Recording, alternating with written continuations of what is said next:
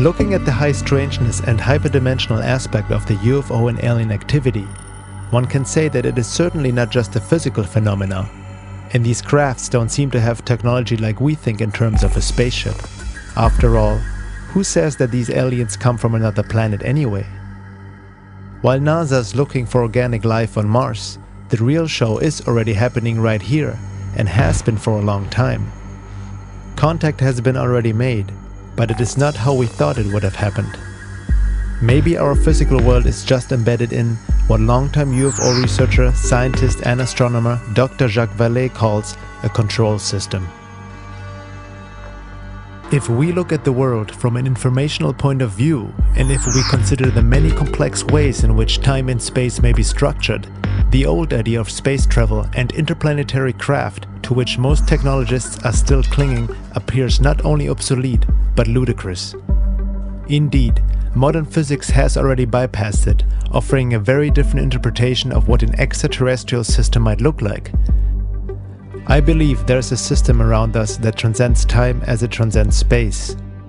The system may well be able to locate itself in outer space, but its manifestations are not spacecraft in the ordinary nuts and bolts sense. The UFOs are physical manifestations that cannot be understood apart from their psychic and symbolic reality. What we see in effect here is a control system which acts on humans and uses humans. Vallée also stated that it would be false to say that these UFOs fly like a plane or rocket would. With technology that transcends time, space and gravity, space travel may take on a whole new meaning. One has to wonder why such a topic of immense importance for science and the world is still widely ignored and denied by official culture.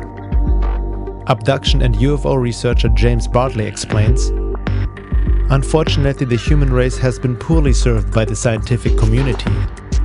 This should come as no surprise, considering the disproportionate amount of funding the scientific community receives from tax-exempt foundations, multinational corporations, the Department of Energy, and the Pentagon, just to name a few.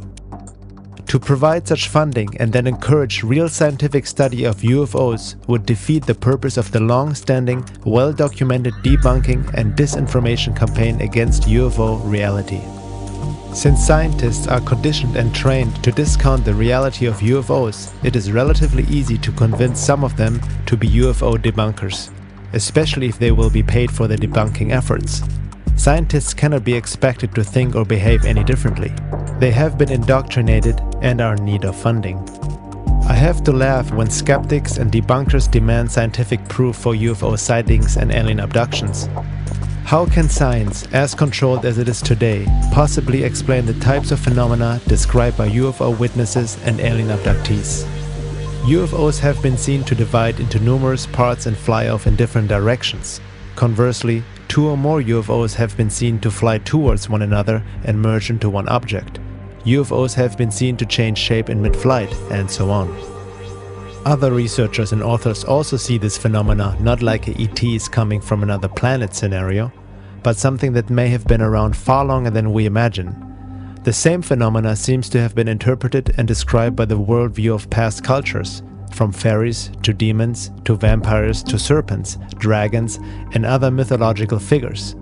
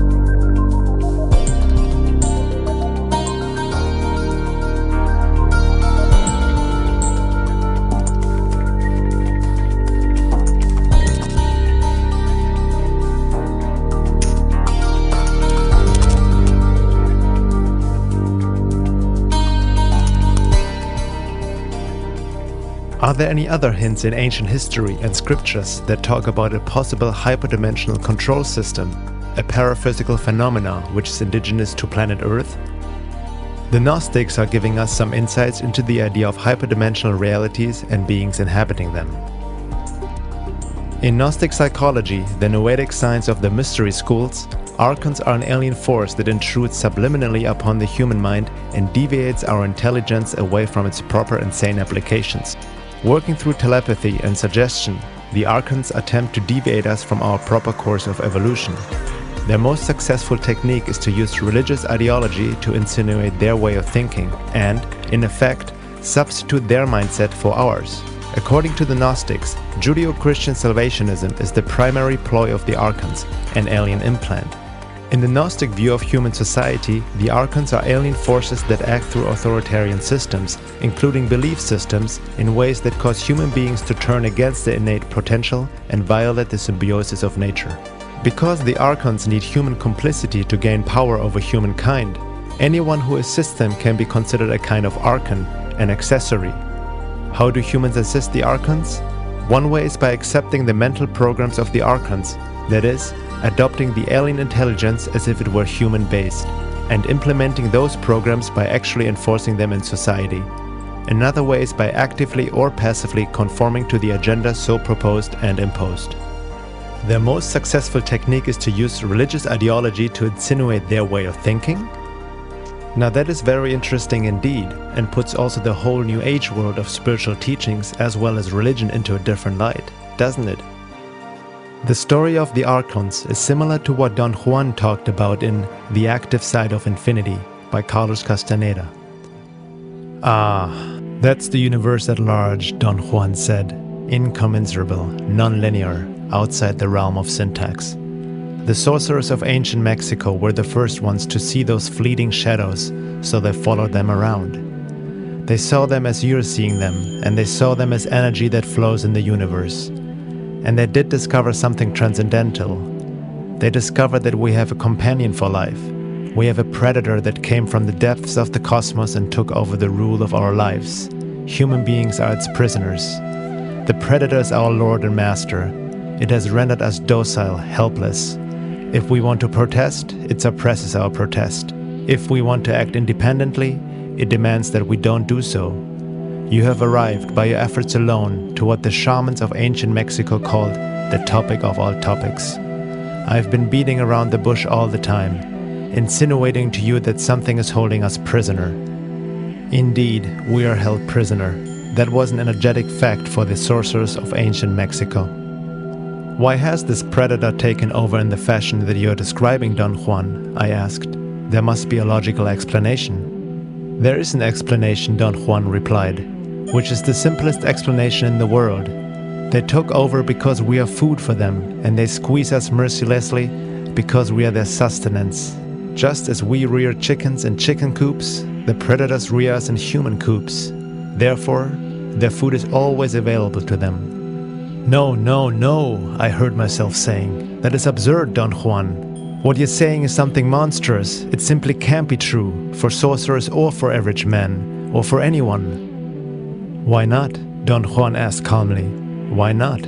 Because it infuriates you? Yes, it infuriates me, I retorted. Those claims are monstrous. I want to appeal to your analytical mind, Don Juan said. Think for a moment and tell me how you would explain the contradiction between the intelligence of man the engineer and the stupidity of his systems of beliefs, or the stupidity of his contradictory behavior. Sorcerers believe that the predators have given us our systems of beliefs, our ideas of good and evil, our social mores. They are the ones who set up our hopes and expectations and dreams of success or failure. They have given us covetousness, greed and cowardice. It is the predators who make us complacent, routinary and egomaniacal. But how can they do this, Don Juan? I asked, somehow angered further by what he was saying. Do they whisper all that in our ears while we are asleep? No, they don't do it that way. That's idiotic, Don Juan said, smiling. They are infinitely more efficient and organized than that. In order to keep us obedient and meek and weak, the predators engage themselves in a stupendous maneuver. Stupendous, of course, from the point of view of a fighting strategist.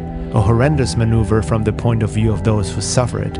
They gave us their mind. Do you hear me? The predators gave us their mind, which becomes our mind. The predator's mind is baroque, contradictory, morose, filled with the fear of being discovered any minute now.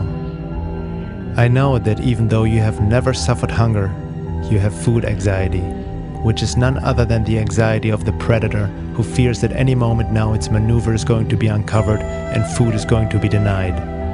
Through the mind, which after all is their mind, the predators inject into the lives of human beings whatever is convenient for them, and they ensure, in this manner, a degree of security to act as a buffer against their fear.